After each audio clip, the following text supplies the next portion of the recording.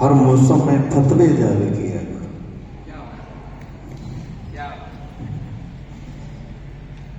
रोज वही एक कोशिश जिंदा रहने की, कभी कभी मरने की भी तैयारी किया करो।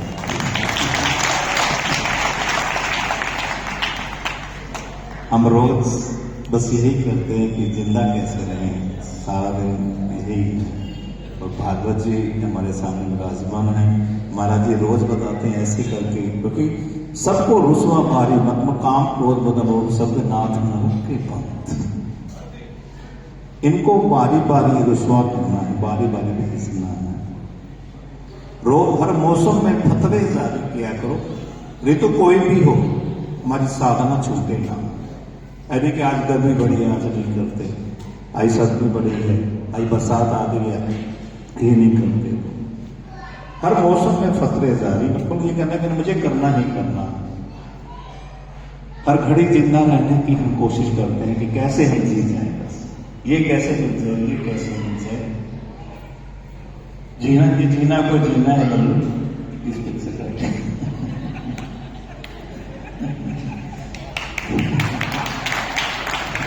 ये जीना भी कोई जीना है। मतलब अमिताभ से के पीछे लाइन थी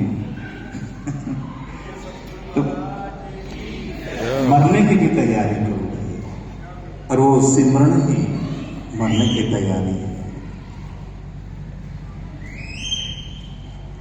एक कबीर जी का दोहा है, महाराज जी, मन रे काहे करता अभिमान, जिंदा है तो निंदा होगी, जिंदा हो तो निंदा होगी,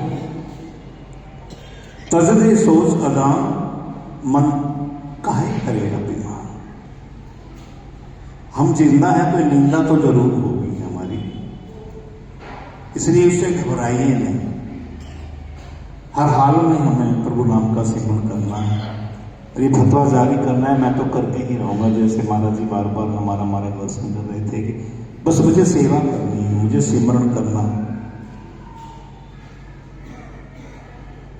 और जो हमारे बार बार कह रहे हैं कि वेद पढ़े और भेद करे,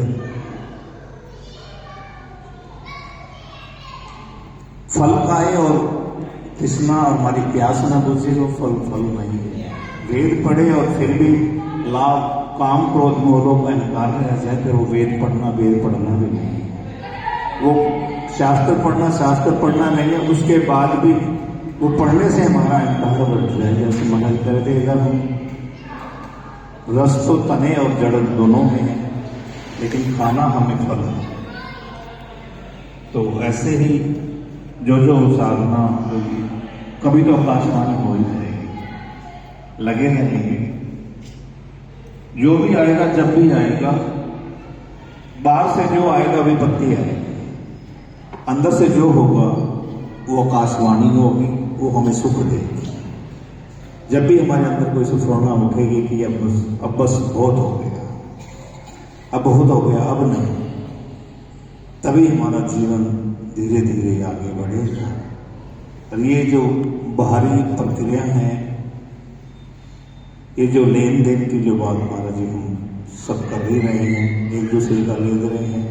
महाराज बार बार कह रहे हैं कि जो पिछला चुकाओ, जो पिछला खाया है, आगे नए उधार मत लो,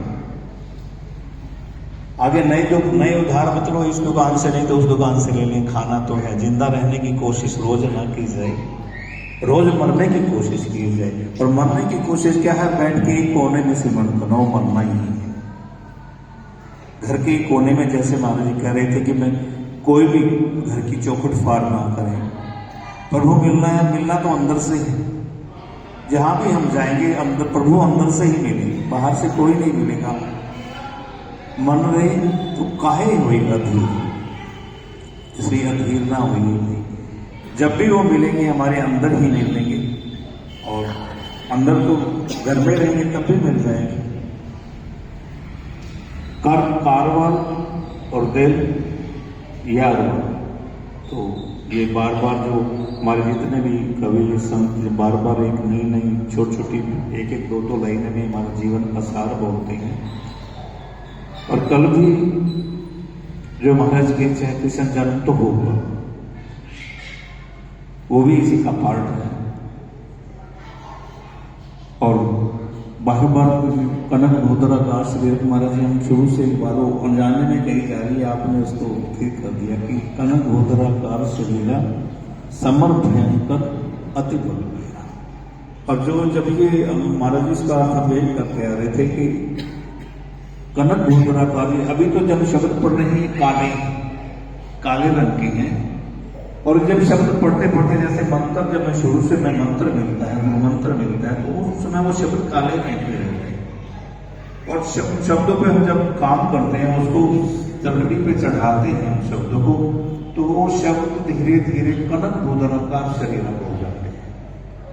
और जब वो शब्द कनक भोदराकार शरीर हो जाते हैं तो वो हमारी वो सोचिए कि उसमें मंत्र सिद्ध होने की तरफ अग्रसर है। तो धीरे धीरे ये कनक भोदराकार शरीरा और समर भयंकर अति बलवीरा, पहले वो शब्द कुछ काम नहीं करते हैं, वही मंत्र पहले कुछ काम नहीं करता है, और फिर वही मंत्र जब श्रवणाकार कनक भोदरा, उसका शरीर कनक भोदराकार शरीर हो जाता है, फिर उसमें इतनी बल इतनी शक्ति आ जाती है उस मंत्र में, जिसको आप जो चाहें हम वो कर सकते हैं उस मंत्र। तो इसलिए कनक भोदराकार शरीरा समर भयंकर अति बलवीरा, वो मंत्र इतना अति बलवीर हो जाता है, प्रभु को भी शबरी जैसी एक अनजान माता, प्रभु भी उसको घर में बुलाते, उसे एक शब्द कनक भोदराकार के कारण, उस सिमरण के कारण ही तो प्रभु आए शबरी की झोपड़ी में। जैसे जैसे ये जो हम सिमरण, इसका ध्यान जो पाठ हम करेंगे, जो भी हम ग्रंथ जो भी हम पढ़ रहे हैं, तो धीरे धीरे वो अपना उपचार खुद ही बताएगा, मेरे साथ ऐसे कर, मेरे साथ बस हमें उनके सामने बैठना है।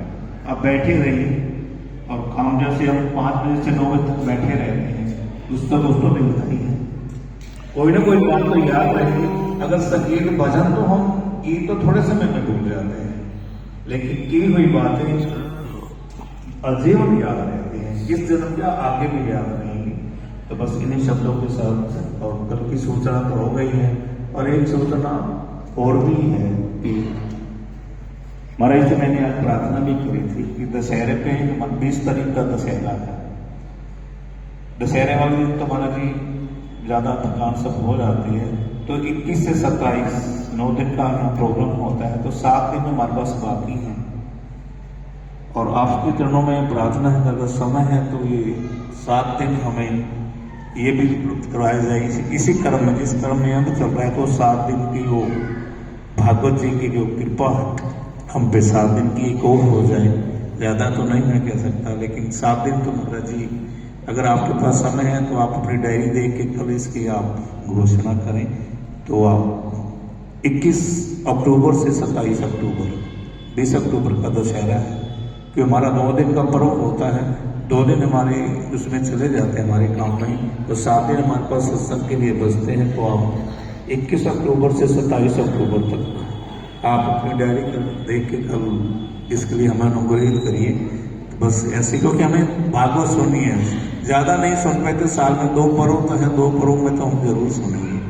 बाकी और अगर प्रभु ने अगर चाहा तो ये परिस्थिति ये बनाए रखेंगे और हम भी सुनते रहेंगे। बस इन्हीं शब्दों के साथ बांधे जरा बस भक्तवत्सल भगवान की। किसी सज्जन ने एक प्रश्न किया था कि सोरठा कैसे पढ़ना।